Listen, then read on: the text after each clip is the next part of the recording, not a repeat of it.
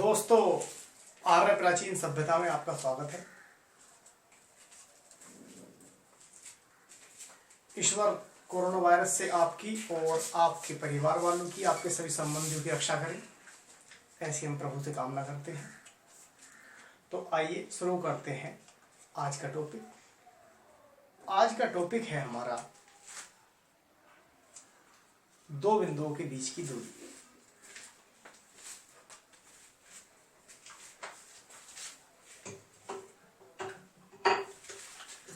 मान लो कि कोई दो बिंदु हैं P और Q। P और Q मान लीजिए स्पेस में कहीं भी दो बिंदु हैं। वो पृथ्वी पर भी हो सकते हैं, अंतरिक्ष में भी हो सकते हैं, कहीं पर भी हो सकते हैं। दो बिंदु हैं P और Q। उनके बीच की दूरी हमें फाइंड करनी है, उनके बीच की दूरी हमें फाइंड आउट करनी होगी, निकालनी होगी। उसको निकालने के कई सारे तरीके हैं। हम यहाँ पर फिलहाल निर्देशांक ज्यामिति वाले तरीके को अपनाएंगे। निर्देशांक ज्यामिति, कोऑर्डिनेट ज्योमेट्री वाले तरीका क्या होता है, आइए देखते हैं।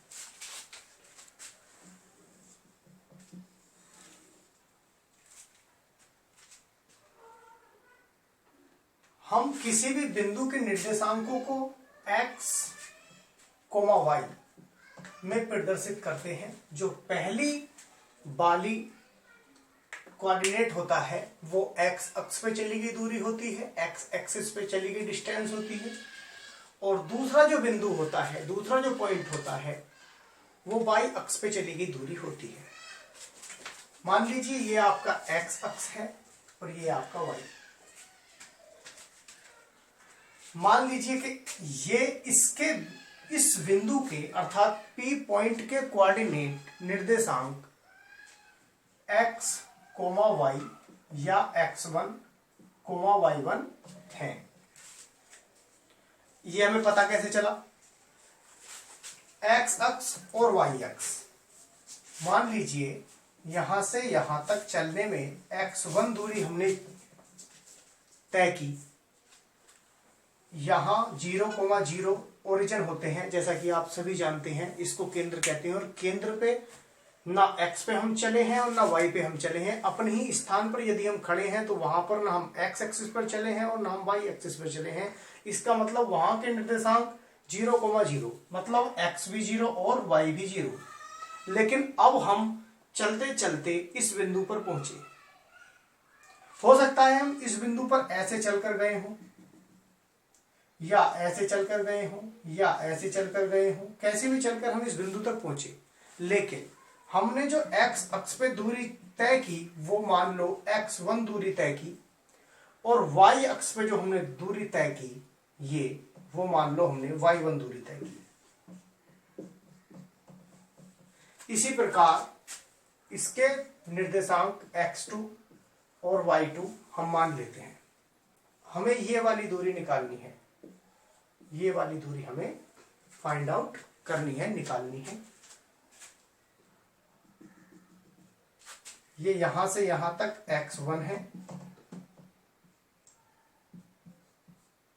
ये वाला साइन लगाना ना भूलें, क्योंकि ये बताता है कि हम यहां पर रुक गए हैं। और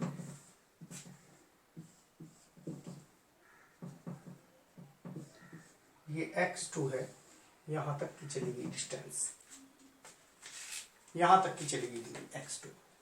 ये y1, तो ये भी y1।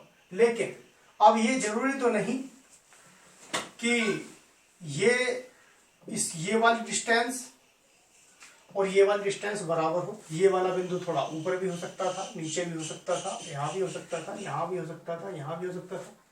तो मतलब हमें इस बिंदु पे जाने के लिए हो सकता है हम ऐसे गए हों। तो ये जो y पे हम चले हैं ये y2 होगा, और ये x2 है तो ये भी x2 ही होगा।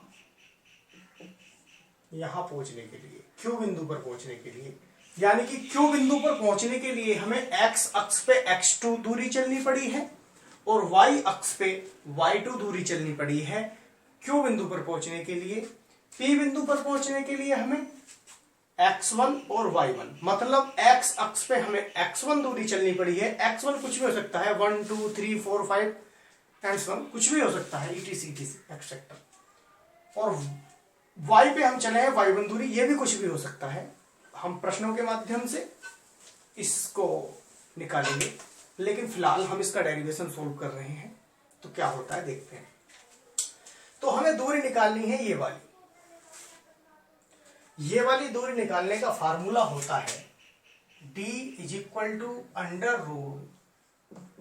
x2 माइनस x1 का whole square plus y2 minus y1 का होल स्क्वायर। देखिए हम इसको ऐसे भी लिख सकते हैं कि d = x1 माइनस x2 का होल स्क्वायर और प्लस y1 माइनस y2 का होल स्क्वायर। ऐसे भी हम इसको फाइंड निकाल सकते हैं, इस पे कोई भी अंतर नहीं पड़ता है। अब हम अगली वीडियो में प्रश्नों के बारे में बात करेंगे।